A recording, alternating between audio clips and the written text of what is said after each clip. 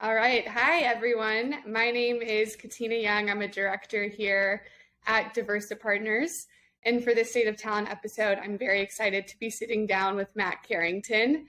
Matt is a marketing leader and operator who has led some very major growth and creative brand initiatives for really fast growing disruptive consumer brands, Athletic Greens, Framebridge, Curb Mobility. And he's really made a name for himself as it relates to the world of tech and marketing, most recently actually being named on Forbes' top 50 entrepreneurial CMO list for 2022.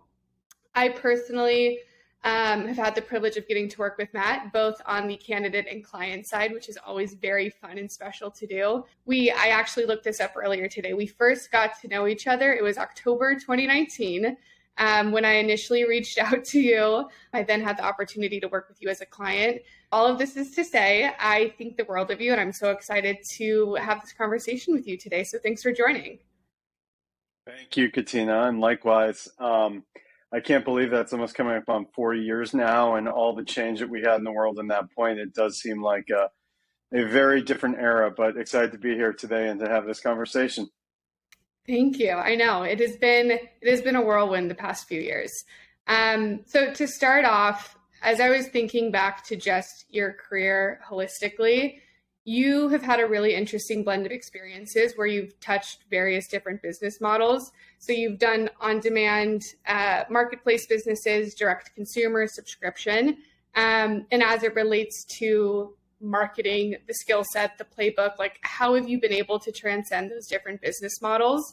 And then also on top of that, how has your just strategy evolved over the years? As you mentioned, the world has changed, marketing itself has changed, things with Meta have evolved as well. So curious to get your take on that. Yeah. Yeah, I mean, I think one of the defining factors is just that I've been very lucky in each of the opportunities that I've had. They've been these amazing areas of education into what could really matter to be able to grow a brand, what's going to have the effect to drive the level of growth for the companies that I've worked for that they were looking for. On the marketplace side, I worked for a marketplace business back in the early 2010s. And, marketplace businesses are really all about acquisition at a high rate of scale. You want to grow through acquisition on both sides of the marketplace as quickly as possible, because that's going to build up your network effects. And that's also what's going to give you competitive advantage over time, provide a better customer experience. And that time frame really dovetailed with the rise of what back in the day, I think people would call growth hacking. Now we would just call it probably acquisition marketing and performance marketing. And so I was really lucky to be able to jump into that at a point. I remember specifically when when Facebook rolled out app download ads on the on your iPhone, so in a mobile setting, and we could buy those for a quarter, 50 cents a piece, and we were basically taking venture money and dropping it into Facebook to be able to go build a user base. But you learned a lot at scale. It was very test and learn focused. And I think that's probably the best benefit I got from that, the ability to go test and learn things and to iterate really rapidly so that as you get learnings, you can bake those in and then continue to go test and experiment on top of that. I then started to get into this direct to consumer space, which is about the mid 2010s. I look at that space. I really think that probably started to have its moment in the 2009, 2010 range, really when Warby Parker, which I view as probably the grandfather of the direct to consumer brands, popped up. And that was about delivering this really tailored customer experience that's paired with the ability to go build an audience and acquire users online. And again, I think I was able to take some of the playbook that I have from the mobile space, the mobile marketplace space, and port it over as far as customer acquisition is concerned. But that really got into having a better understanding of your customer, being able to take them across the entire customer journey from when they first purchase to drive them to want to make a follow-on purchase, building more of a retention-focused effort. At the company I was at, we were building a retention team, really building out email marketing, even bringing that into a retail setting. And I really feel that for me, all that experience culminates as I joined a subscription business back in 2020. That is truly about understanding the customer, and then leveraging that customer relationship and that experience to deliver the best product, the best sign up, the best rebill experience that you can get, but also other areas of added value. I worked for a nutrition company with Athletic Greens. So it's really about being able to go find ways to deliver education to a consumer about what they put in their body and what's best for them from a habit building perspective, to find areas for community where they can build connections and being able to connect with like-minded people in their neighborhood or show up at an Athletic Greens branded event. And so, I really view that everything was culminating in my playbook to bring in this more robust experience for the consumer, and to build a team that's able to bring that to bear in the marketplace. The one thing I would say is that at the end of the day, everything is customer first. So for someone that's really trying to figure out their marketing leadership pathway, I always, at the end of the day, just try and revert back to the customer. They will lead you every single time. And that's definitely borne out with the playbook that I've evolved throughout my career.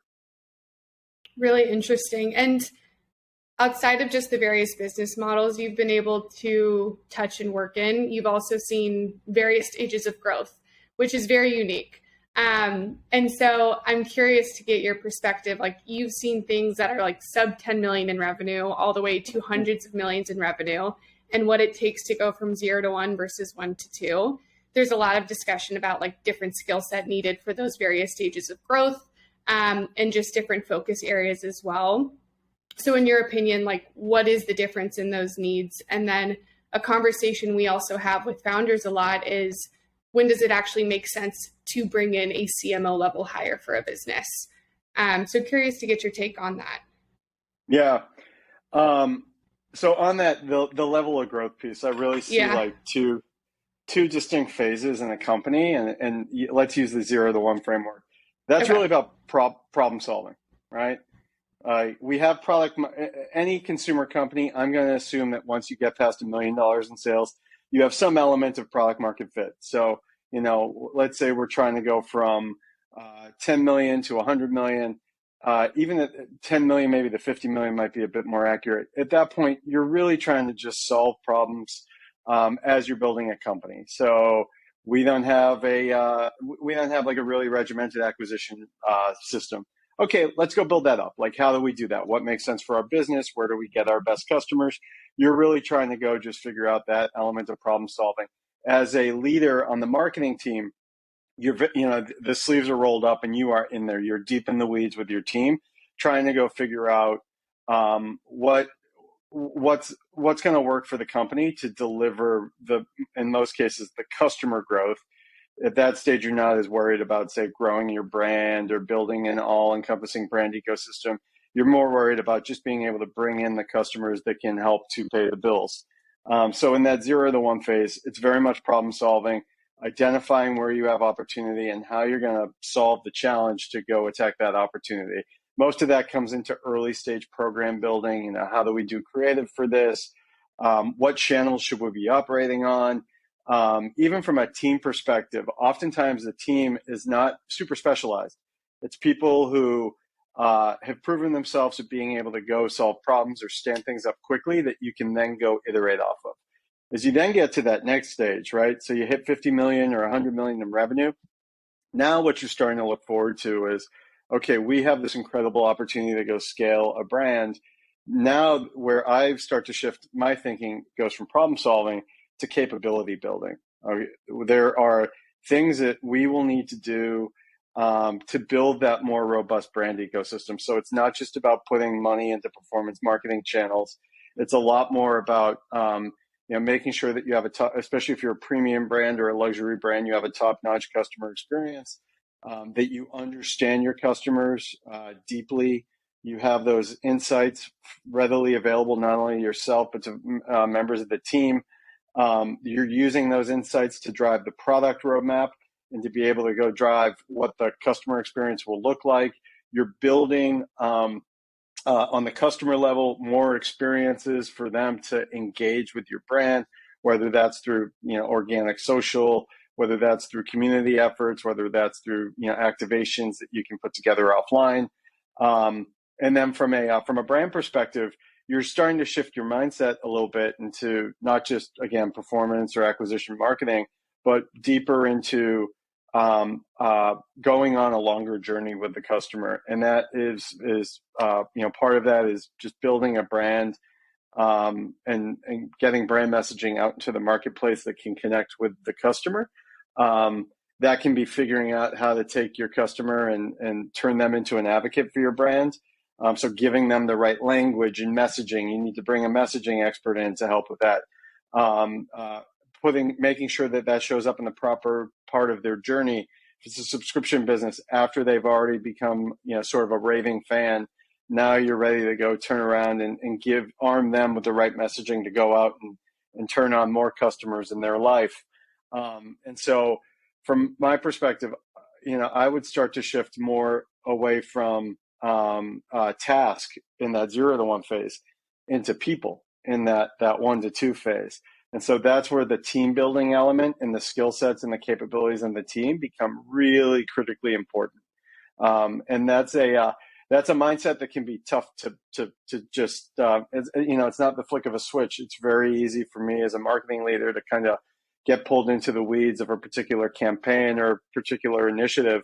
But in order to create, I'd say in order to focus on the highest leverage activity and create the most value for the company, you need to challenge yourself to consistently pull up and focus on the capability building of the org and of the marketing organization, particularly, so that you can help drive through that next phase from 1 to 2. Okay, and I want to come back to the point you just made about hiring and building out the team. But before going there, something I also hear a lot about, and there's a lot of discussion around like what makes a great CMO and the various underpinnings and paths that people take, because marketing as a function is incredibly broad. I'm sure you're seeing like on LinkedIn, there is this constant debate versus like growth versus brand, and really the connection of the two and not actually singling them out from one to the other. In your opinion, like what really makes a great CMO? And when thinking about the various paths people take, like, do you have a preference one way or the next? Yeah, it's funny. I've waded into the LinkedIn marketplace a few times to throw my opinions into, just comments on articles or some of my peers that I see arguing back and forth about that particular growth versus brand debate. And my point of view there is that I just view that as a bit of a false dichotomy. I think that for emerging companies, it's very easy and it's the right pathway to go focus on growth. But ultimately, as you scale and as you're investing in channels or campaigns that don't pay off, or that you don't see the value return in a day or in a 7-day period or a 28-day period, like you would with a digital channel like Facebook, sort of as the dominant channel, you're still running those programs to be growth accretive, right? If I'm buying the home campaigns, or if I'm standing up a series of community events, ideally someone on the team is executing that because they know that it's going to contribute to a metric that we care about.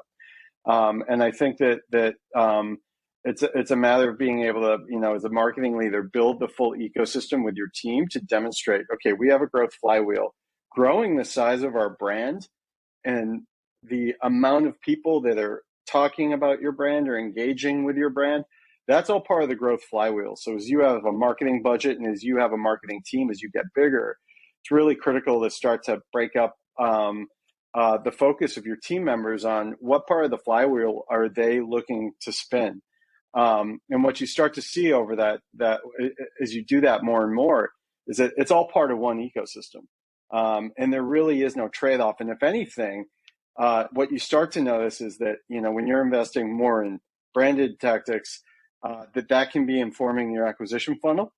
And when you're investing in acquisition, in some channels, that has the ability to also grow awareness, desirability for your overall brand.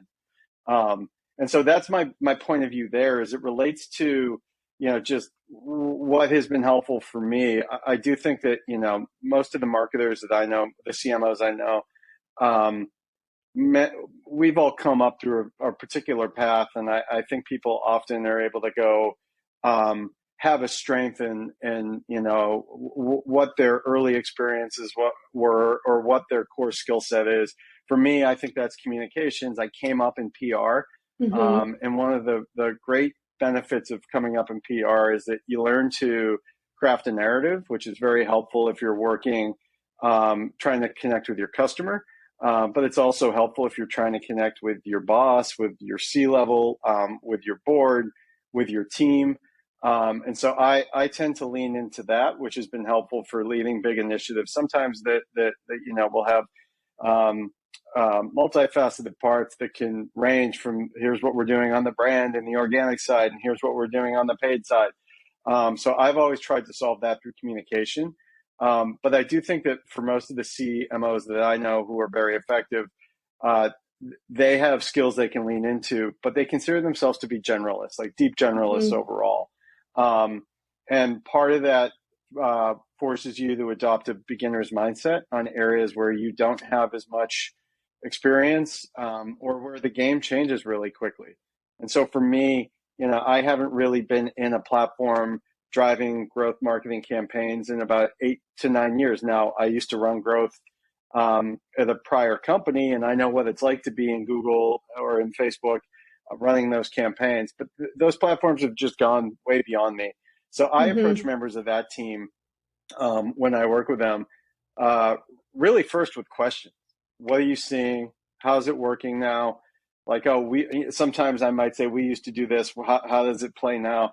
And what they're able to do is share perspective, and give me an education on what's changed within a particular field really quickly. But underlying all that, it builds trust. So now I have to build trust with a team member.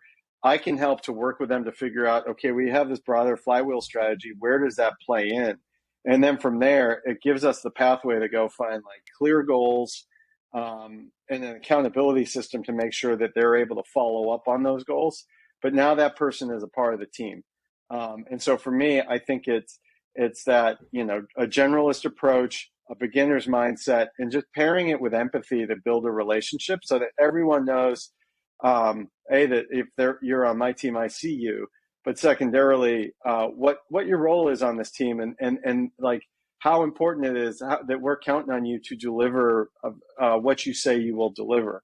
And that I see that a lot. That just sort of ability to connect and build a broader system that has a lot of buy-in. That's what the great CMOs that I look up to, that's what they do. Okay, that's really helpful. And you talk a lot about just how team and management and hiring, and how important that is for you and just like your success in being a CMO. I've now had the privilege of getting to work with you on 2 hires, so I've seen a little bit of this behind the scenes, but would love for you to share a little bit more about like what you personally look for when hiring and building out a team. Obviously, there's like the functional skill set standpoint, but then also like the personal attributes of the people you're bringing on your team as well. Yeah. That's a great question. And that's something that I think a lot about when we're in this scenario. And you can probably remember like I have my 25 line attribute spreadsheet where we can look at a candidate, and I'm able to really, figure out from my mindset, what's going to make someone successful within this role. And that's both the functional expertise to perform the role, but that's also, will the organism accept the candidate too, right? So what are we looking for in terms of culture fit and the job that we need this individual to do within the company? And so when I'm hiring, I first and foremost, especially if we're in that 1 to 2 phase, which is, when you're going to be driving a higher volume of key strategic and executive hires, the first thing I'm looking for is, has that person done this job before that is so mission critical to us? or, maybe if they haven't, they're elevating their career.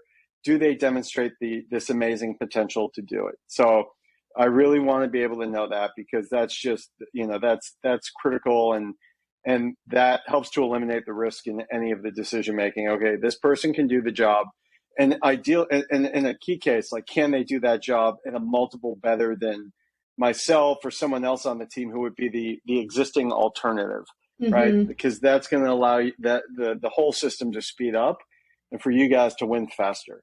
So that sort of fit and adeptness is key. But then what I'm also looking for is, can they demonstrate a passion for this space, and even, more ideally for our brand? Because now I know that this is something that's going to allow them to wake up in the morning and feel energetic, and hopefully transfer some of that energy to the rest of the team. Next is just, are they hungry to make an impact within the company? And one of the things there's a line I'll use with a lot of folks who want to know what it's like to work at a really fast growing company, which is that, it's an up and down ride. You can close your computer one day and feel like you're on the top of the world, and then you open it up the next morning and you're sipping your coffee and you think, oh my God, like, it's all going to shit. And underlying all of that is this idea that you as an individual can have your fingerprints on the build of this amazing thing that we call this company that we share together.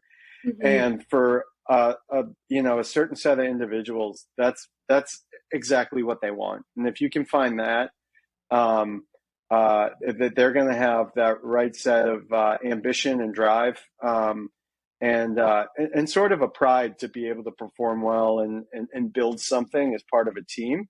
That's just, like, right there. That gets me incredibly excited about a candidate. And then the last thing is just, can they work well with people? I have a really long hiring process, especially as you would go higher up for what the role would be. And that involves meeting a lot of people on the team, especially if there's overlap in projects or responsibilities. Great. And you really just want to make sure that there's a foundation for a strong working relationship. I'm sure at some point we'll talk about remote work, but for especially, I've realized that in a remote setting is that you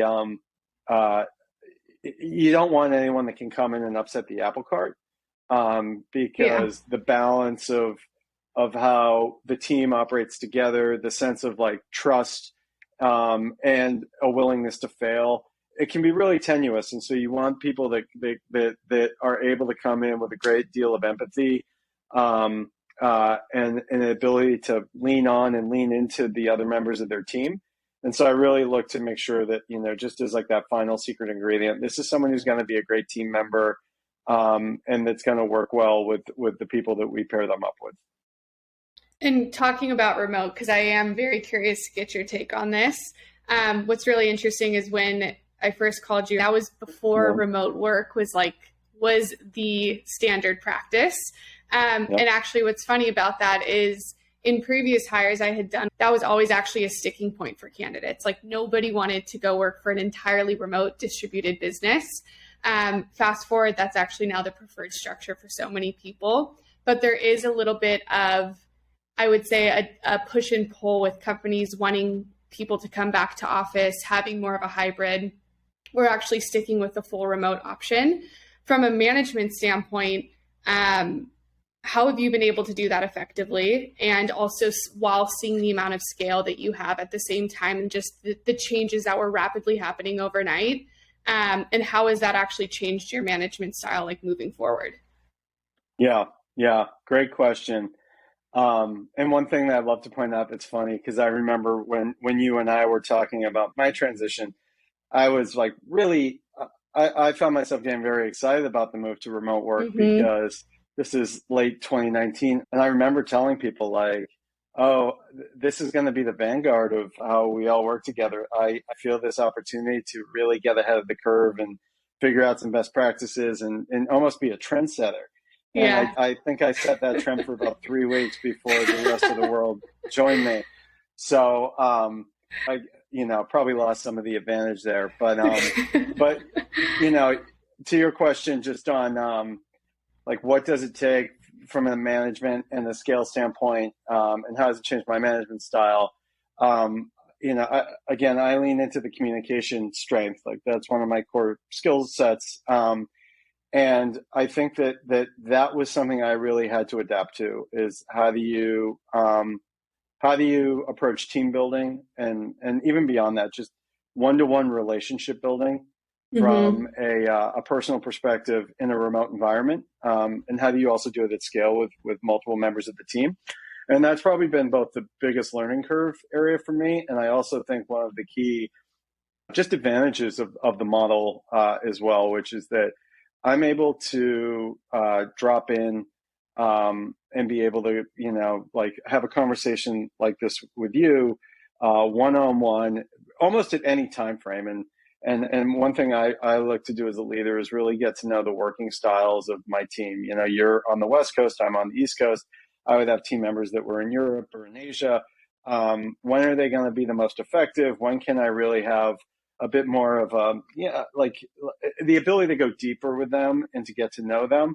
And one of the key things that was obvious to me really early on from that is that just the recruiting period and the onboarding period is so super critical. Yeah. To the point where I think if you flub, especially onboarding, you can really lose someone really quickly. It's almost the lack of a connection almost gets read as a loss of trust. And so you need to spend a lot of time with your recruits early on to get to know them. And then from that, finding the right cadence to be able to go check in with them virtually. So it's definitely increased my ability to have more one-on-one time.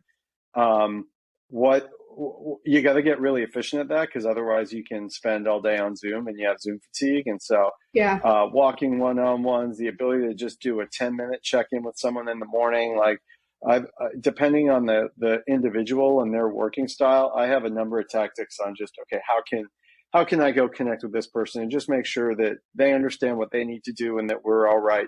And that also goes for managing up too. So I would leverage that with the people that I reported into. And the other thing I would just say is that it's really important to realize that remote doesn't mean that like there's no in-person whatsoever. It just puts a huge premium on the in-person time that you have together. And so you need to be super selective and strategic on how you use that in-person time together. I think you need to schedule it with a high amount of frequency. We would do team gatherings at least quarterly, and sometimes even at a higher frequency, maybe breaking off into smaller teams. And for me, I put a lot of time and preparation into what we're going to get out of that. So if you're doing exercises, you know exactly what we're trying to do. If you're trying to work together on a deliverable, I'll have sort of a framework on exactly what we're delivering by when within the group setting, because it's really easy to just figure out like, okay, we can get together and get to know each other. And that's one of the side benefits of that. But really, like, to be able to go move the work forward, that's such a precious resource. And it is true, just to be with someone provides such an opportunity to go sort of fight through the body language, fight through sort of an awkward silence and just get something on a piece of paper or make a decision. And so really, make sure that you can save those up and plan effectively so you get exactly that. And the added benefit is it brings all this energy back into the ecosystem. So when people split back up and go their separate ways back into a remote environment, they're energized from that connection that they've had. And hopefully those bonds of trust have gone deeper. Really interesting. You were still ahead of the curve technically, but that's something that a lot of people are still adjusting to. So it's interesting to get your take on that. On a more personal note, what's next for you as you kind of are looking in market? If there's certain brands or categories or industries, what are you following and what's exciting?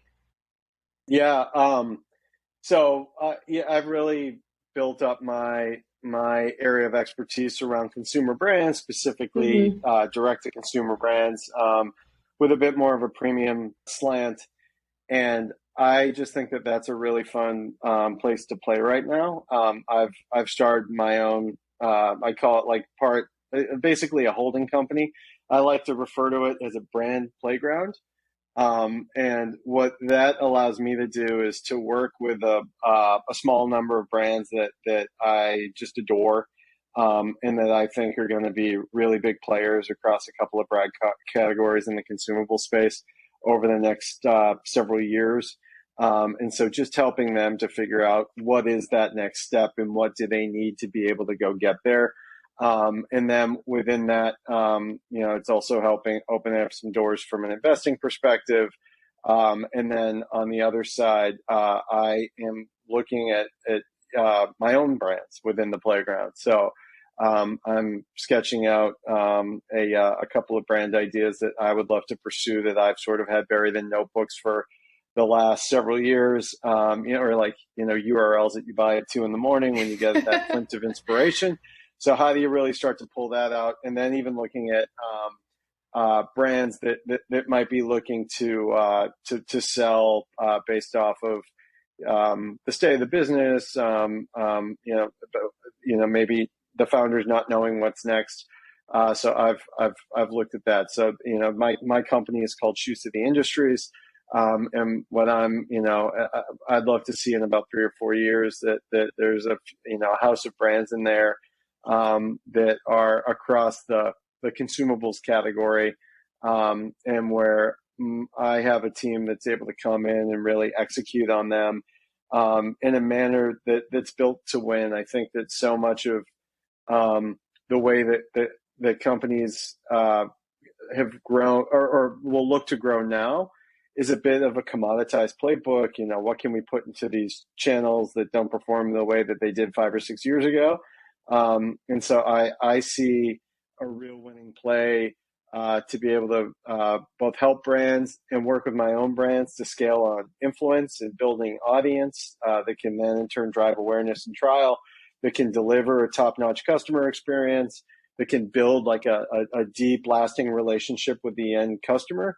And so with the way that you can look at a marketing tool stack now, it's never been easier to be able to start to execute a brand playbook like that with light resources. And so that's sort of the thesis for this enterprise, and just got started. So I'm excited to see where it goes. Well, what a fun chapter you're entering. We obviously can't wait to see what you do. And I hope you launch one of those business ideas, because whatever it is, we will be your first customers and biggest cheerleaders on the site as well. But thank you so much. It's been such a joy having you join us today, and just appreciate you taking the time to share some of your insight. This was incredibly helpful, and it was always great connecting with you. Always great to connect with you. Thank you for having me, Katina. And I'm sure I will talk to you soon. Of course. Thanks.